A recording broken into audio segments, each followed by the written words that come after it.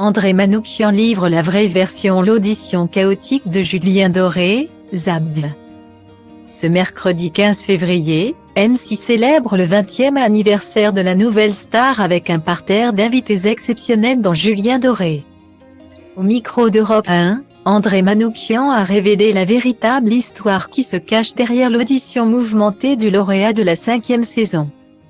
Il a bien failli faire chou blanc. Julien Doré n'aurait pu effectuer qu'un passage fugace dans Nouvelle Star à cause de son casting quelque peu chaotique. Casquette vissée sur la tête et ukulélé en bandoulière, celui qui écume les Barnimois avec son groupe The Up Elvis se présente à Marseille pour une audition qui va rester dans toutes les mémoires.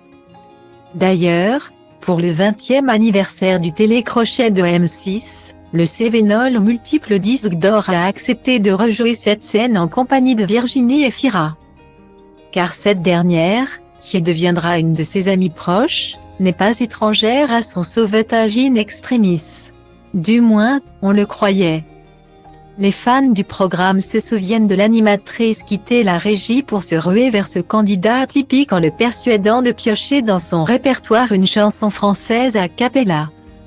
Marianne James venait en effet de lui souffler dans les bronches parce qu'il ne trouvait rien à interpréter sans instrument.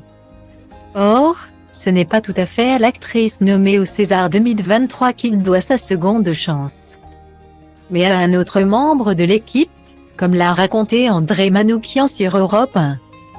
La vérité c'est que c'est d'abord Jérôme Pitterin, qui allait interroger les candidats avant leur passage devant le jury. Note de la rédaction, qu'il avait repéré dans la queue, à qui quelqu'un a dit « Mais il y a ton candidat qui est en train de se barrer ». Un arrêt le plus poétique des jurés, conquis par le personnage volontairement ringard du troubadour. Cet ange gardien avait missionné une jeune journaliste pour le surveiller.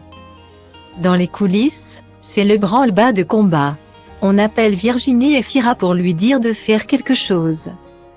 Elle lui parle pour le convaincre de chanter une chanson en français, mais il n'en connaît pas. Les casteurs arrivent aussi et lui proposent plusieurs choses, jusqu'à ce qu'il y en ait un qui lui demande s'il ne veut pas chanter à la faveur de l'automne de Tété. Poursuit André Manoukian. La suite n'est que douceur et maestria jusqu'à son triomphe sur la scène du pavillon Baltard.